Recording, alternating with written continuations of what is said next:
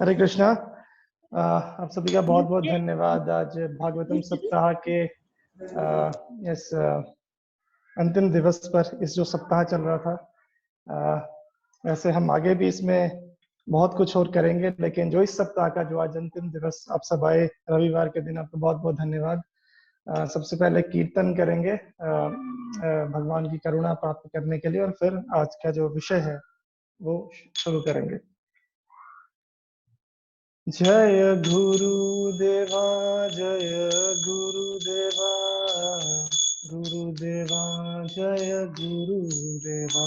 जय प्रभुपादा, प्रभुपादा, प्रभुपादा जय प्रभुपादा। हरे कृष्णा, हरे कृष्णा, कृष्ण कृष्ण हरे हरे, हरे राम, हरे राम, राम राम, हरे हरे।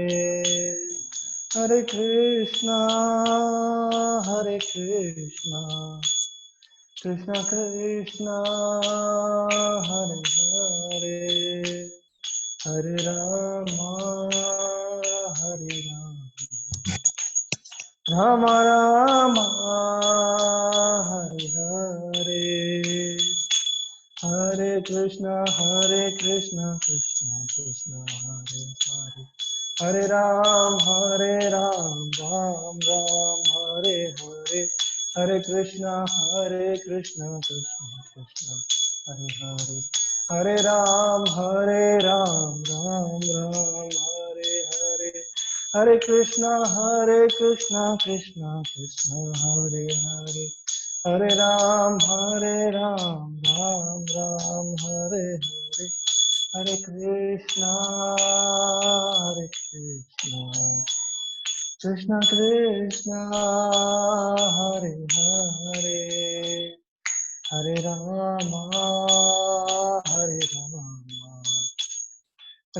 राम राम हरे हरे। हरे कृष्णा, कृष्ण कृष्ण हरे हरे, हरे राम,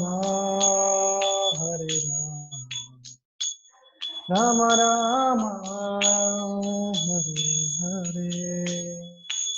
हरे कृष्ण, कृष्ण कृष्ण हरे हरे, हरे राम, राम राम हरे हरे। हरे कृष्ण, कृष्ण कृष्ण हरे हरे, हरे राम, राम राम हरे हरे। हरि गौर हरि बोल, हरि बोल, हरि बोल, निताय गौर हरि बोल। हरे कृष्णा।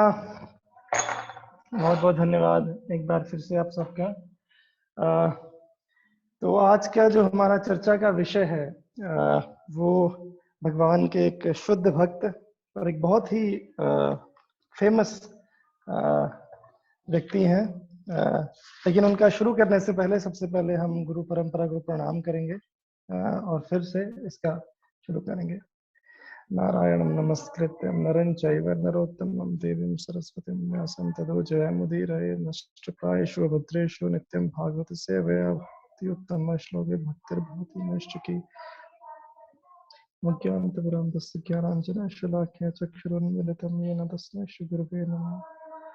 विष्णुपदाय कृष्णपृष्ठाय भूतले श्रीमते स्वामी नामने नामाचार्य पदाय नितपदाय कवरपदाय निगृहीताय ओम नमो विष्णुपदाय कृष्णपृष्ठाय भूतले श्रीमते भक्ति वेदांत स्वामी नामने नामस्ते सरस्वती देवे गौरवाणी प्रचारिणे निर्विशेष शून्यवादी पाश्चात्य देशतारिणे। जय श्री कृष्ण चैतन्य प्रभु नित्यानंद श्री अद्वैत गदाधर श्रीवासदि गौर भक्तवृंद की जय। हरे कृष्ण कृष्ण कृष्ण हरे हरे, हरे राम राम राम हरे हरे। तो हरे कृष्णा। तो आज का हमारा चर्चा का जो विषय है, जो कथा है, वो नारद मुनि जी के ऊपर है। तो नारद मुनि जी को आप सब लोग जानते हैं। नारद मुनि स्पेशली जब हमने टीवी पे धार्मिक सीरियल्स हम देखते हैं या हमने देखे थे, तो नारद मुनि का बहुत बड़ा उसमें कह लीजिए कि काफी सीन्स में नारद मुनि आते हैं। और ज्यादातर उनको एक हास्यप्रद व्यक्ति के रूप में दिखाया जाता है, या एक ऐसे व्यक्ति के रूप में कि जो अ, लड़ाई करवा देता है, झगड़ा करवा देता है। जैसे एक बार एक अखबार में आया था कि एक एक एक पॉलिटिकल पार्टी के एक नेता ने दूसरे पॉलिटिकल पार्टी के एक नेता को बोला कि तुम नारद मुनि मत बनो, कि तुम हमें झगड़ा मत करवाओ। या फिर हम देखते हैं कि कोई बहुत ही मनोरंजक चीज वो कर देते हैं, बहुत ही हास्य डालने वाली। तो हम सब लोग नारद मुनि को उसी स्तर पर सीमित करके देखते हैं, लेकिन हम नहीं जानते कि, और इस वजह से काफी जो भक्त हैं वो भगवान का उपहास भी कर देते हैं। भगवान का नहीं, नारद मुनि का, जो कि भगवान के भक्त हैं, उनका उपहास भी कर देते हैं, जो कि बिल्कुल भी सही नहीं है, जो भगवान को बिल्कुल भी अच्छा नहीं लगता, और बहुत बड़ा अपराध हमारे से हो जाता है अगर हमसे नारद मुनि का उपहास हो। तो इस आज की जो एक कक्षा है, इसका विषय है आप सबको नारद मुनि के बारे में बताना, कि नारद मुनि कौन है, उनका क्या स्थान है, उनका उनकी भक्ति का क्या स्थान है। तो शुरू करते हैं। सबसे पहले तो हमारे शास्त्रों में ऐसे 12 व्यक्ति दिए गए हैं जिनको कि अथॉरिटी माना गया है, मतलब भक्ति के मार्ग पर चलने के लिए उनको अथॉरिटी है। मतलब वो, अगर वो जो बोलते हैं वो आप मान सकते हैं कि वो सही है। बाकी आप किसी पे डाउट करें या ना करें, लेकिन अगर वो किसी इन 12 व्यक्तियों में से किसी एक ने कहा है तो आपको मानना चाहिए कि वो सही है, वो अथॉरिटेटिव है। तो इन 12 व्यक्तियों को 12 महाजन शास्त्रों में कहा गया है। तो कौन है ये 12 महाजन? तो सबसे पहले इसमें आते हैं ब्रह्मा जी, जिनके बारे में आप सब जानते हैं। देन शंभु, शिव जी। फिर आते हैं शुकदेव जी। उसके बाद आते हैं प्रहलाद महाराज। फिर आते हैं नारद जी। फिर आते हैं जनक महाराज, जो कि सीता देवी के पिता थे। 4 कुमार, जो कि ब्रह्मा के पुत्र थे। कपिल मुनि, वो भी एक महाजन है। स्वयंभू मनु, जो कि सबसे पहले महाजन थे।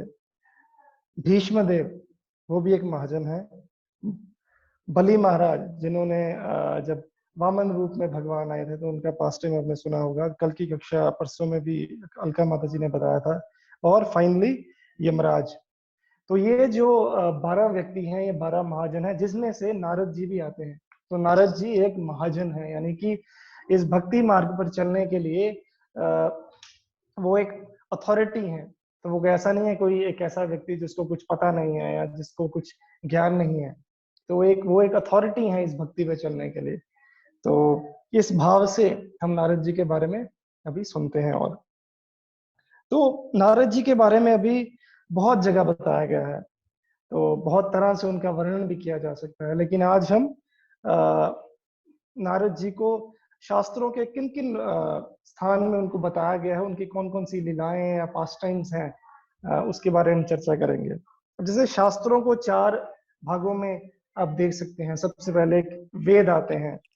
अगर आप वेदों की बात करें तो नारद जी को एक जो वैदिक मंत्र होते हैं, उन एक वैदिक मंत्र बोलने वाले व्यक्ति के बारे में बताया गया है। तो वेदों में ज्यादातर मंत्र हैं। ऋग्वेद में नारद जी का वर्णन आता है, जिसमें वो वैदिक मंत्र बोलते हैं भगवान की स्तुति के लिए।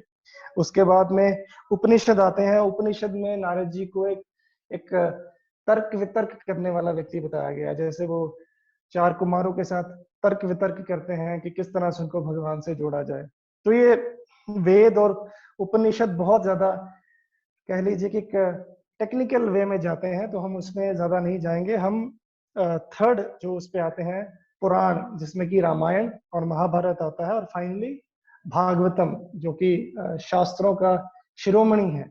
तो उसमें नारद जी का वर्णन आता है। तो रामायण, महाभारत और श्रीमद् भागवतम, इनमें नारद जी की जो कथाएं हैं, नारद जी के जो लीलाएं हैं, उनका आज हम श्रवण करेंगे। तो शुरू करते हैं सबसे पहले रामायण के बारे में। तो रामायण आप सबने सुनी है, आप सबको रामायण की पूरी कथा का पता है। लेकिन आप में से बहुत आप कम जानते होंगे, आपने सुना होगा कि नारद जी का रामायण में क्या रोल था। आप में से ज्यादा, क्योंकि ये ज्यादातर बताया नहीं जाता है या इसका ज्यादा वर्णन नहीं आता है, लेकिन हम यहाँ पे देखेंगे कि कैसे नारद जी रामायण में कितनी प्रमुख भूमिका उन्होंने निभाई थी। एक एक तरह से कहूँ को तो रामायण को इस पृथ्वी पर लाने वाले, रामायण की जो कथा है वो नारद जी ही थे। तो ये कैसे हुआ, तो अ, अभी जो हम रामायण हमने सुनी, जो हम टीवी पे देखते हैं, ये रामायण की कथा किसने लिखी थी? ये लिखी थी वाल्मीकि जी ने। तो वाल्मीकि जी की अगर आप कहानी सुनिए, तो वाल्मीकि जी होने से पहले उनका नाम कुछ और था। वो एक तरह के हिंसक शिकारी थे, एक डकैत थे। मतलब भगवान से तो उनका दूर दूर तक कोई रिश्ता नहीं था। वो ना भक्ति करते थे, सब तरह के अपराध और पाप करने वाले व्यक्ति थे। और फिर एक दिन उनको नारद जी मिले और नारद जी ने उनको उपदेश दिया। तो नारद जी से उपदेश पाकर जो वाल्मीकि थे, जो अभी वाल्मीकि के नाम से जाने जाते हैं, वो बहुत इंस्पायर हुए और उन्होंने नारद जी से पूछा कि मुझे आप ऐसा बताइए कि मैं इतना पापमय व्यक्ति था और आज मुझे समझ आ रहा है कि पाप करना कितना बुरा है। तो आप मुझे एक ऐसे व्यक्ति के बारे में बताइए जो कि सबसे आइडियल हो, मतलब जो जिसकी मर्यादा का कोई अंत ना हो।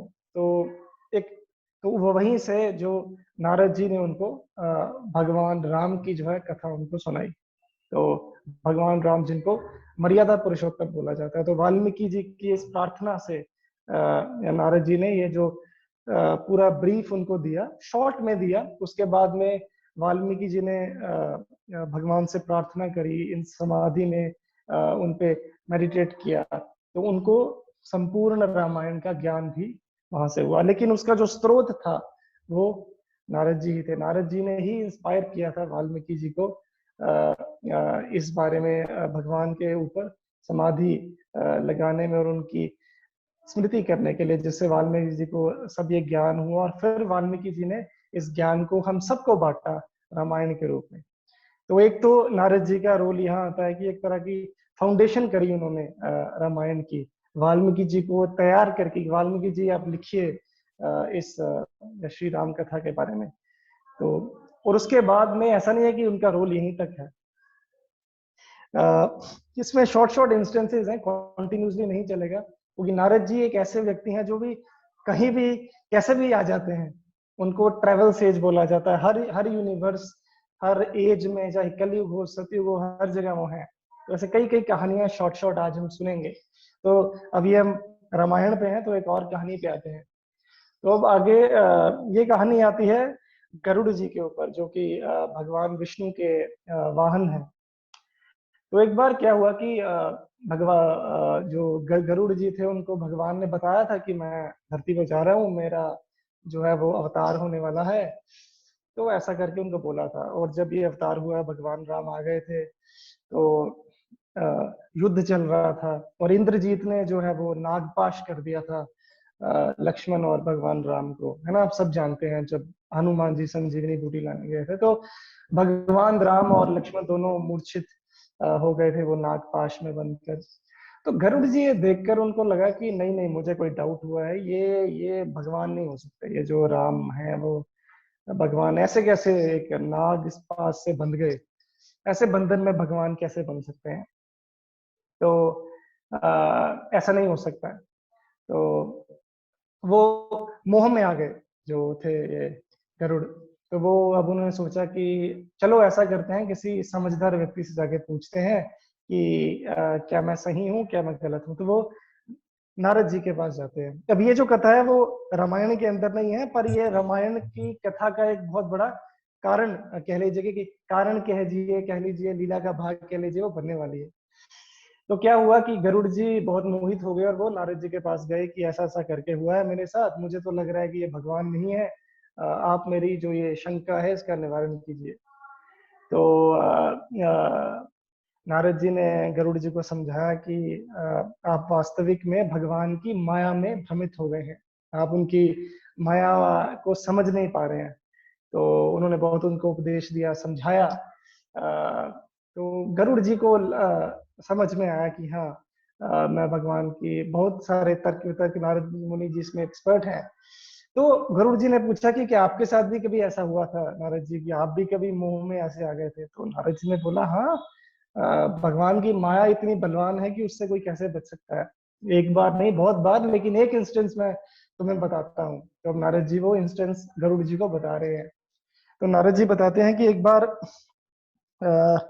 जो नारद जी समाधि मतलब भगवान की भक्ति कर रहे थे, कहीं पर हिमालय में पूरे ध्यान में मग्न थे। तो जो कामदेव थे वो एक तरह के एक क्या बोलते हैं कि एक पूरा हर जगह ऐसे जा रहे थे, जो भी साधु थे उनको उनकी भक्ति को विनिष्ट करने के लिए। तो वो नारद जी के पास भी आए, उन्होंने पूरा कई अप्सराएं वहां पर लेके आए और पूरा उन्होंने भ्रमित करने की कोशिश की नारद जी को। लेकिन नारद जी भजन में पूरे भावनाभूत थे, उनको बिल्कुल कोई असर नहीं हुआ। वो भजन करते गए करते गए करते गए। तो कामदेव ने बहुत प्रयास किया लेकिन कुछ नहीं हो पाया। तो कामदेव ने सोचा कि कहते हैं ना कि जहाँ काम कार्य नहीं करता वहां पे अभिमान कर देता है। तो कामदेव ने सोचा कि चलो ये तो कार्य नहीं कर रहा है, तो उन्होंने एक आखिरी अपना बाण जो है वो चलाया। उन्होंने क्या किया कि नारद मुनि के जाके चरणों में गिर गए, कि नारद मुनि जी आप महान हैं, आपसे बढ़कर कोई नहीं है, मैं भी आपसे हार गया, मैं आपसे क्षमा मांगता हूँ। तो ऐसा करके उनको ग्लोरीफाई करने लगे नारद मुनि को। तो नारद मुनि ये देखकर उनको बड़ा हुआ कि अरे ये क्या, मतलब या वाकई मैंने तो कमाल ही कर दिया, तो मुझ पे कोई असर नहीं हुआ। ऐसा करके उनको उनमें थोड़ा अभिमान आ गया। तो तो उन्होंने क्या किया कि वो सब जगह लोगों को बताने लगे, देवताओं के पास गए कि क्या तुमने ये इंसिडेंट सुना है, क्या तुम्हें ये न्यूज मिली है, न्यूज पेपर आता है तुम्हारे पास? तो कि ऐसे करके कामदार मेरे पास आए थे मेरी तपस्या भंग करने, लेकिन वो हार गए। तो देवताओं ने भी बड़ी क्या बात है, फिर वो शिव जी के पास गए, शिव जी को भी बोला, शिव जी देखिए बड़े बड़े साधु इससे हार गए, देखिए मैं नहीं हारा, मैंने कामदेव को हरा दिया। तो शिव जी ने उनको सतर्क किया कि देखो नारद, तुमने मुझे तो ये बात बताई है, लेकिन किसी और को जाके मत बताना है, क्योंकि इसमें अभिमान छिपा है। तो शिव जी ने सावधान किया नारद जी को, लेकिन नारद जी थोड़े ज्यादा एक्साइटेड थे। तो वो चलते चलते भगवान विष्णु के पास चले गए वैकुंठ में, और भगवान विष्णु से बोले, भगवान विष्णु आपने ये न्यूज सुना है, आपके यहाँ ये न्यूज मिली कि नहीं मिली, ये ऐसा करके हुआ है, ऐसा करके कामदेव आए थे समाधि मेरी नष्ट करने, लेकिन वो हार गए। अब भगवान विष्णु को समझ आ गया कि भक्त में जो है वो अभिमान आ गया है। तो उन्होंने क्या किया कि नारद जी वहां से चले गए। तो भगवान ने एक लीला रची, विष्णु भगवान विष्णु ने। तो जब नारद जी जाने लगे तो उन्हें एक रास्ते में एक बहुत ही सुंदर एक शहर दिखा, एक छोटी सी नगरी थी, मतलब बहुत ही सुंदर नगरी। वहां के जो व्यक्ति थे, पुरुष स्त्रियां, बहुत ही सुंदर, सब जगह बहुत ही बड़े बड़े बड़े महल। तो बड़ी अच्छी जगह। तो नारद मुनि ने सोचा मैंने तो ये जगह कभी देखी नहीं पहले। तो वो चले गए वहां पे, तो उन्हें बताया गया कि ये शिलनिधि नाम के राजा है, उनका ये नगर है। और उन्हें पता चला कि शिल निधि की जो राजकुमारी है, जिसका नाम विश्व सुंदरी है, मिस यूनिवर्स है, तो उसका स्वयंवर होने वाला है। तो और उन्होंने ऐसे करके वो सब स्वयंवर की तैयारियां चल रही हैं, ऐसा हो रहा था वहां पे। तो नारद जी ने विश्व सुंदरी को देखा। तो नारद जी बड़े मोहित हो गए विश्व सुंदरी को देख के। उन्हें लगा कि अ, अब जैसे मैं देखता हूँ तो भगवान विष्णु हैं, उनकी भी पत्नी है, जो देवी देवता हैं उनकी भी पत्नियां होती हैं, और बाकी जो बड़े बड़े सेज होते हैं, साधु हैं, कईयों में उनकी भी पत्नी होती है, तो मेरी क्यों नहीं हो सकती? ऐसा करके उनको आया। तो उन्होंने डिसाइड किया कि नहीं नहीं, ये जो विश्व सुंदरी है ये मेरी ही पत्नी होनी चाहिए। तो ऐसा करके उन्होंने निश्चय कर लिया। वो पूरा मतलब वो मोह में बंध गए थे। तो अगले दिन स्वयंवर था। तो अब उन्हें लगा कि जो मेरा मुख है वो इतना आकर्षक नहीं है। तो उन्होंने सोचा कि अगर मैं मेरे पास हरि का मुख आ जाए, भगवान विष्णु का जो कि सबसे आकर्षक है, तो विश्व सुंदरी जो है वो मुझे ही वरमाला पहनाएगी, क्योंकि स्वयंवर ये था कि विश्व सुंदरी जिसको भी चाहेगी सब उसके सामने एक एक बार आएंगे और जिसको वो चाहेगी वो वरमाला पहनाएगी। तो नारद जी भगवान विष्णु के पास गए, गए भी नहीं, मतलब इतने ज्यादा क्या भाई मोहित हो चुके थे, उन्होंने भगवान विष्णु को वहीं बुलाया प्रार्थना करके। तो भगवान विष्णु वहां आ गए, तो उन्होंने बोला भगवान मुझे ऐसा ऐसा करके देखिए, आपकी भी पत्नी है, आप भी तो अपना कार्य कर रहे हैं, तो मैं भी अगर मेरी भी पत्नी हो जाए तो हम दोनों आपकी भक्ति करेंगे, और हमारे बच्चे होंगे, मेरे पास बड़ी वीणा होगी, उनके पास छोटी होगी, तो आप मुझे जो है हरिमुख प्रदान कीजिए, ताकि जो ये विश्व सुंदरी है वो मुझे अपना वर जो है वो चूज करे, या कह लीजिए कि स्वीकार करे। तो भगवान विष्णु ने बोला कि ठीक है। भगवान विष्णु वहां से चले गए। अगले दिन स्वयंवर हुआ, तो सभी राजागण आए वहां पे, सब अपनी सीट पे बैठ गए। तो नारद जी सबसे पहले वाली सीट पे बैठ गए कि क्यों दूसरों को विलंब करवाना है, वैसे ही विश्व सुंदरी ने वरमाला तो मुझे ही पहनाएगी, क्योंकि मेरे से सुंदर मुख तो किसी का होगा ही नहीं। तो वो सबसे पहले बैठ गए कि चलो जल्दी जल्दी स्वयंवर खत्म हो जाएगा, सभी अपने अपने काम पर जाएंगे। तो अब जैसे ही विश्व सुंदरी आई, तो नारद जी थे, नारद जी के पास से गुजरी, नारद जी एकदम से उठ खड़े हुए कि अभी वो वरमाला पहनाएगी, पर हुआ यूं कि वो विश्व सुंदरी ने नारद मुनि जी की तरफ देखा तक नहीं, वो आगे बढ़ गई। तो नारद जी बड़े वो आश्चर्यचकित हो गए, ये कैसे हो गया। तो उन्होंने अपने साथ वाले राजा से पूछा कि ऐसा क्यों हुआ, ऐसा कि ये मेरी तरफ इन्होंने देखा ही नहीं। तो वो साथ मेरा साथ वाला बेटा राजा हंसने लगा कि तुमने अपनी शक्ल देखी है, तुम क्या सोचते हो ये विश्व सुंदरी तुम्हें वरमाला पहनाएगी, जाके अपनी शक्ल देख के आओ। तो नारद जी फटाफट एक वहां पे कोई जल का एक था कोई तालाब, वहां गए और उन्होंने अपनी शक्ल में देखा तालाब में, तो उनको एक बंदर का मुख दिखा, जो एक मंकी मंकी फेस, बंदर का मुख दिखा। तो नारद जी बड़े क्रोधित हो गए, बहुत क्रोध आया उनको कि मेरा ऐसा उपहास किया गया है। तो वो भगवान विष्णु के पास गए क्रोधित होकर। और हुआ उससे पहले हुआ क्या कि मतलब ऐसा वो सोच रहे थे जाने के लिए, तो उन्होंने देखा वो स्वयंवर में लास्ट वाली सीट पे भगवान विष्णु स्वयं बैठे हैं, और वो विश्व सुंदरी ने भगवान विष्णु को वरमाला पहना दी नारद जी की जगह। तो बड़े क्रोधित हो गए विष्णु जी के ऊपर, जब ये विष्णु जी और वो जो विश्व सुंदरी थी वो जा रहे थे वरमाला पहनकर। तो ये पीछे से उन्होंने रोका उनको, और साथ में उनके लक्ष्मी जी भी थी विष्णु जी के साथ, कि भगवान आपने मेरे साथ धोखा किया है, आपने मेरे साथ कपट किया है। वो भगवान की निंदा करने लगे नारद मुनि जी कि आप बड़े कपटी हो, आप बड़े तरह के कपट करते हो, आपने समुद्र मंथन करवाया किसके लिए, कि आपको लक्ष्मी जी चाहिए थी, और फिर जब आपने विष निकला तो आपने शिव जी को दे दिया। तो ऐसा करके भगवान का वो उपहास करने लगे। अब हुआ यूं कि भगवान तो आप जानते हैं, उनको तो कोई ऐसा नहीं है कि उनका कोई उपहास करेगा तो वो विचलित हो जाएंगे, वो तो शांत रहे, उनको तो पता था ये सब क्या हो रहा है। तो बट जो लक्ष्मी जी थी वो गुस्से में आ गई। तो लक्ष्मी जी को बहुत क्रोध आया कि मेरे विष्णु, मेरे जो पति हैं उनके ऊपर ऐसा ये बोल रहे हैं। तो उन्होंने नारद जी को जो है श्राप दिया। मतलब ऐसा माना जाता है कि वो श्राप की वजह से आज भी किसी भी जो ब्राह्मण होते हैं उनके पास लक्ष्मी नहीं होती, या कह लीजिए कि उनके पास धन की कमी होती है। तो वो जो लक्ष्मी जी का क्रोध पड़ा था नारद जी के ऊपर, तो पर हुआ ये भी था कि नारद जी भी इतने क्रोधित हुए थे, मतलब ये सब होने से पहले, कि उन्होंने विष्णु जी को श्राप दे दिया था कि आपने मेरी पत्नी से विरह करवाया है। वो तो पत्नी मान चुके थे वो विश्व सुंदरी को, कि आपने मेरा पत्नी से विरह करवाया है। मैं आपको श्राप देता हूँ कि आपका भी जब आप धरती पे अवतार लेंगे, आपका भी आपकी पत्नी से विरह होगा। तो और आपको जो ये आपने मुझे बंदर का मुख दिया है, आपको इन बंदरों की सहायता लेनी पड़ेगी, क्योंकि बंदरों को बहुत ही नीचे वाला प्राणी माना जाता था। तो बोला कि आपको भगवान होते हुए भी बंदरों की सहायता लेनी पड़ेगी अपनी पत्नी को प्राप्त करने के लिए, जिसके साथ आपका विरह होगा। तो ये जो दोनों थे श्राप उन्होंने दिए। तो उसके बाद क्या हुआ कि जब ऐसा हुआ उन्होंने श्राप दिए, और लक्ष्मी जी ने भी उनको ऐसा करके मतलब श्राप दिया या काफी धिक्कारा, तो एकदम से नारद मुनि जी को सद्बुद्ध आई।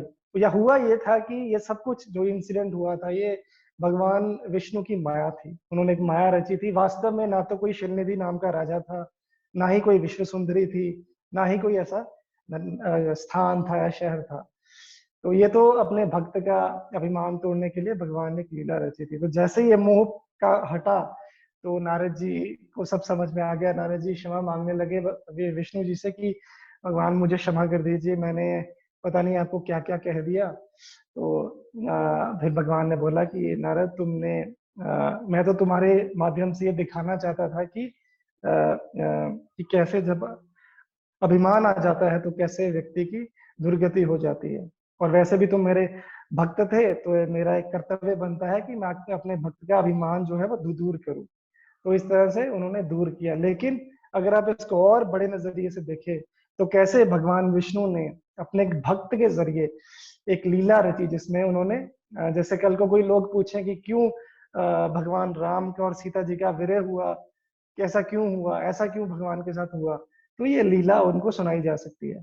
तो ये बहुत सारे कॉम्बिनेशंस होते हैं जो जो ये इसलिए जो ये नारद जी का कई कथाओं में हमें लगता है कि वो कोई गलती कर रहे हैं, या कहीं भगवान का उपहास कर रहे हैं, या कहीं झगड़ा करवा रहे हैं। उनका मकसद भगवान की लीला को संपूर्ण करना ही होता है और कुछ नहीं होता है। वो हमें कई बार हमें वो पुरानी लीला का पता होता है, कई बार नहीं पता होता, कई बार वो बताया ही नहीं गया होता कहीं पे भी, लेकिन उसकी वजह जरूर होती है। तो इस तरह से एक वो कारण बने ये भी इंसिडेंट होने का रामायण में। तो फिर वापस रामायण में आते हैं। उसके बाद एक और इंसिडेंट रामायण में आता है नारद जी का। उस टाइम क्या हुआ था कि ये कथा थोड़ी सी पिछले जो ये राम जी का और रावण जी का युद्ध वो से पुरानी है। ये एक्चुअली आती बाद में है, जब राम जी रावण को जीत कर अयोध्या आ गए थे तो उन्होंने सभी सेजिस को या साधुओं को अयोध्या में बुलाया। तो उनसे प्रश्न किया गया था कि रावण और इंद्रजीत इतने बलवान क्यों थे। तो इसमें उस जो सभा थी उसमें नारद जी भी उपस्थित थे। तो उसमें एक और वर्णन आता है कि जब रावण ने बहुत सारी शक्तियां प्राप्त कर ली थी, तो वो उसने सब जगह अपना आक्रमण करना शुरू कर दिया था, सब लोगों को जाके तंग करना शुरू कर दिया था। तो ऐसे ही वो नारद जी के साथ भी मतलब के पास पहुंच गया। नारद जी वीणा बजा रहे थे, भगवान नारायण का नारायण नारायण करके कर रहे थे। तो रावण ने उनके तीरों के साथ हमला किया था नारद जी के ऊपर, पर नारद जी को कुछ भी नहीं हुआ। तो रावण ने सोचा अरे मैंने इतने देवी देवताओं को मार डाला, ये नारद जी को क्यों कुछ नहीं हुआ। तो उसने रावण को लगा कि ये बहुत ही पावरफुल व्यक्ति हैं, तो उस रावण ने बोला कि आइए आप बैठिए, आप मुझे बताइए कि ऐसा कैसे किया आपने। तो नारद जी ने बोला बहुत सिंपल है, बस नारायण नारायण करो, तुम भी मेरे जितना शक्तिमान बन जाओगे। तो रावण ने बोला नहीं नहीं, नारायण नारायण तो मेरे से नहीं होगा। तो ऐसा उन्होंने नहीं किया। तो फिर उन्होंने फिर भी नारद जी ने बोला कि देखो तुम मनुष्यों को तंग कर रहे हो, इनको तंग करने से क्या होगा, इनके पास तो कोई शक्ति है ही नहीं। तो ये तो बड़े ही कोमल से जीव हैं, इन इन इन पे हमला करने से तुम्हारी शक्ति की शोभा नहीं बढ़ेगी। तुम ऐसा करो, तुम यमराज से जाकर युद्ध करो। तो उसने क्या किया, रावण को यमराज के साथ युद्ध करवा दिया। तो अब वैसा नारद जी ने क्यों किया, कहीं किसी को लगेगा कि वो उनको लड़ाई कराना बड़ा पसंद है, कि वो कहते हैं ना कि कला प्रिय हैं, कि उनको लड़ाई करवाना दो व्यक्तियों में बड़ा अच्छा लगता है। लेकिन वो कर क्या रहे हैं अगर आप देखिए तो, अब यमराज बहुत ही पावरफुल व्यक्ति हैं, उनको पता है कि रावण यमराज को इतनी जल्दी हरा नहीं पाएगा, और उनका युद्ध बहुत देर तक चलता रहेगा चलता रहेगा चलता रहेगा। तो वो क्या, नारद जी ने इस बहाने से क्या किया कि जो रावण का अतिक्रमण था मनुष्यों के ऊपर, वो कुछ समय के लिए रोक दिया, ताकि जब तक भगवान राम की लीला होगी तो वो आएंगे और रावण का वध होगा। तो मतलब हर स्थान पे नारद जी का एक रोल आता है, किसी न किसी तरह से वो भगवान की और उनके भक्तों की रक्षा करने या भगवान को ग्लोरीफाई करने का कार्य ही कर रहे होते हैं। तो ऐसा रामायण में कई कई छोटे छोटे इंस्टेंस पे हमें उनका देखने को मिलता है। शुरुआत में कि कैसे रामायण उनकी वजह से आई, और फिर कैसे भगवान राम का और सीता जी का विरह में उन्होंने एक लीला में भाग लिया, और फिर कैसे उसने रावण को कह लीजिए कि व्यस्त रखा कि जब तक भगवान राम आएंगे तुम व्यस्त रहो, यमराज के साथ झगड़ा करते रहो। अभी चलते हैं अगले पुराण की तरफ, जो कि है महाभारत। महाभारत में भी बहुत वर्णन है, लेकिन मैं एक, क्योंकि हमारे पास समय कम है तो एक शॉर्ट इंस्टेंस बताऊंगा। इसमें कथा आती है कि जब पांडवों की शादी हो गई थी, उनका विवाह हो गया था द्रौपदी के साथ। तो जैसे आपको कथा पता ही है कि कुंती माता के पास जब 5 भाई आए, और जब अर्जुन सबसे आगे आए द्रौपदी को जीत कर, तो कुंती माता भगवान की पूजा में व्यस्त थी, भक्ति कर रही थी, और अर्जुन ने कहा कि मैं आपके लिए कुछ लाया हूँ। कुंती माता ने बिना देखे बोल दिया कि जो भी तुम लाए हो अपने भाइयों में बांट दो। कुंती माता को तो नहीं पता था कि, उनको तो लगा कोई प्रसाद या ऐसा कुछ लाए होंगे, उनको नहीं पता था कि ये तो बहू लेके आए हैं मेरे लिए। तो उनके इस वचन से बनकर जो पांडवों को, द्रौपदी को अपने 5 भाइयों में बांटना पड़ा। उसके बाद में और भी कथाएं आती हैं, कैसे व्यास देव जी ने उनको बताया कि जो द्रौपदी थी उसने पिछले जन्म में महादेव से प्रार्थना की थी, तपस्या की थी, और जब महादेव आए थे तो उन्होंने बोला था 5 बार कि मुझे एक पति चाहिए, मुझे एक पति चाहिए, मुझे पति चाहिए, ऐसा 5 बार बोला। तो भगवान शिव ने बोला कि ठीक है, तुम्हें 5 पतियों का वरदान देता हूँ। तो ऐसा करके उन्हें बताया। तो ये सब होने के बाद में जब उनका विवाह हो गया, तो नारद मुनि जी वहां पे पांडवों से मिलने आए, जब उनको खांडवप्रस्थ में का राज्य दिया गया था, इंद्रप्रस्थ के रूप में भगवान कृष्ण की कृपा से उसको बनाया गया। तो नारद जी आए वहां पे, तो नारद जी ने उनको आके उपदेश दिया। तो अब नारद जी के उपदेश जब भी वो किसी को जाके देते हैं, बड़े प्रैक्टिकल उपदेश देते हैं। ऐसा नहीं कि वो उन्होंने पांडवों को जाके बोला कि कैसे संन्यास ग्रहण करना चाहिए, कैसे वन में जाकर तपस्या करनी चाहिए, ऐसा कोई उपदेश नहीं दिया। उन्होंने उनको एक कथा सुनाई, सुंद और उपसंद की, जो कि बहुत बड़े 2 दानव थे। तो ये सुंद उपसंद जो 2 दानव थे, इनको वरदान था कि इनकी मृत्यु, ब्रह्मा जी से वरदान था कि इनकी मृत्यु एक दूसरे से ही हो सकती है, यानी कि एक दूसरे का वध कर सकते हैं, विश्व में कोई और इनका वध जो है वो नहीं कर सकता। तो हुआ ये था कि ये बहुत हाहाकार मचाने लगे पूरे विश्व में, कोई इनको पराजित नहीं कर पा रहा था। तो फिर इनके ऊपर क्या किया गया, देवताओं ने प्रार्थना करी और ब्रह्मा जी से कि ऐसा हुआ है, तो और एक अप्सरा को इनके पास भेजा गया, तिलोत्तमा नाम की, जिसके ऊपर ये दोनों बहुत मोहित हो गए कि वो मेरी पत्नी बनेगी। दूसरे भाई ने बोला नहीं, वो मेरी बनेगी। ऐसा करके दोनों में युद्ध हुआ और दोनों ने एक दूसरे का विनाश कर दिया। तो ये कथा सुनाकर नारद जी ने पांडवों को बताया कि किस तरह से जैसे वो 2 भाई थे, जब तक तो वो साथ में थे, वो ऐसी शक्ति थे कि उनको कोई भी हरा नहीं सकता था। वैसे ही तुम 5 भाई हो, इसलिए जब तक तुम साथ में हो तब तक तुम्हें कोई हरा नहीं पाएगा। जब तुम आपस में झगड़ा करोगे तो तुम हार जाओगे। इसलिए उन्होंने बोला कि तुम्हें नियम बनाने होंगे इस विवाह में। तो ऐसे आप जानते ही हैं कि नियम बने थे कि जो द्रौपदी होगी वो एक समय में एक ही पांडव के पास रहेगी, चाहे 1 वर्ष में। तो बहुत सख्त नियम थे। तो जैसे एक इंसिडेंट आता है कि जब अर्जुन को अपना गांडीव, जो उसका अस्त्र था, वो चाहिए था, लेकिन द्रौपदी जो थी वो युधिष्ठिर महाराज के साथ थी उनके कक्ष में, तो गांडीव उस कक्ष में पड़ा था। तो अर्जुन को वो गांडीव जरूरी चाहिए था, क्योंकि कुछ ब्राह्मणों पर हमला हुआ था, कुछ बहुत जरूरी कार्य था करने के लिए। तो अर्जुन को वो गांडीव लेने वहां पे जाना पड़ा था। लेकिन उसके बाद अर्जुन ने 1 साल का कह लीजिए कि अपने राज्य का त्याग करना पड़ा था, उस एज अ पनिशमेंट कह लीजिए उसके लिए। तो ये जो नियम बने थे पांडवों के बीच में, ये नारद मुनि की इंस्पिरेशन से बने थे। तो यहाँ पे भी आप देख सकते हैं कि नारद मुनि ने एक बहुत बड़ा अहम रोल अदा किया था। मतलब ऐसा नहीं कि वो सिर्फ हास्यप्रद कुछ करते हैं, बहुत सीरियस जो है वो उपदेश भी वो देते हैं। तो ये महाभारत में हमें देखने को मिलता है। थोड़ा आगे चलते हैं, अब आते हैं श्रीमद् भागवतम के ऊपर। तो भागवतम में काफी बार वर्णन है।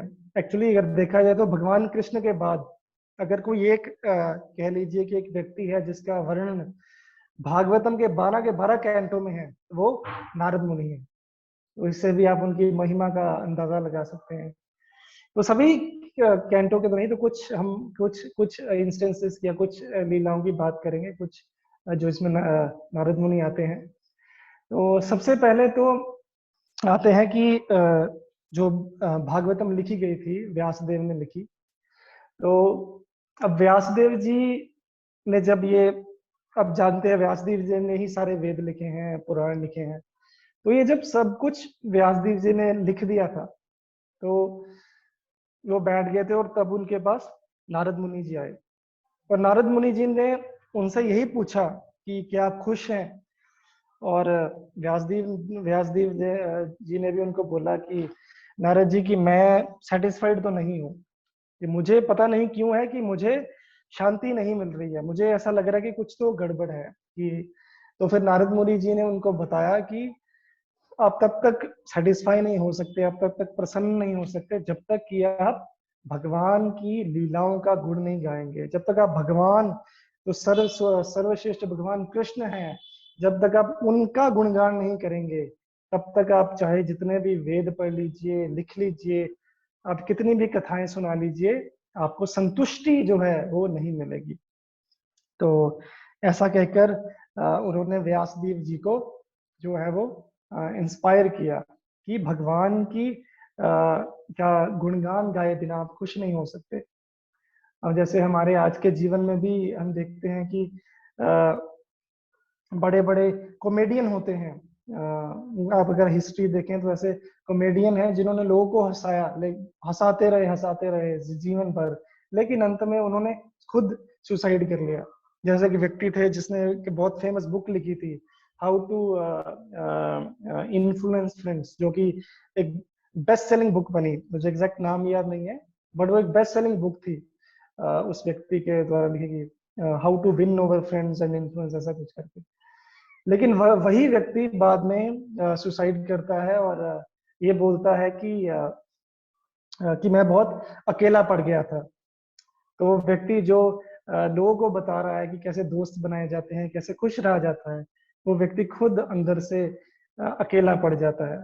तो ऐसा क्यों होता है? क्योंकि जब तक भगवान के साथ हमारा डायरेक्ट कनेक्शन नहीं होगा, हम खुश नहीं रह सकते। हम चाहे कितने भी जोक सुन लें, कितना भी ह्यूमर सुन लें, कितना भी मूवीज देख लें, फिल्में देख लें, कुछ खा लें अच्छा, लेकिन वो खुशी जब तक भगवान, वो जो आत्मा की संतुष्टि है वो नहीं मिलती। तो व्यासदेव जी की भी मतलब, उन्होंने तो इतना बड़ा ही कार्य किया था, इतने वेद रच दिए थे, उनको नहीं मिली तो हमको कैसे मिल सकती है? तो उनको नहीं मिली थी, तो नारद जी ने उनको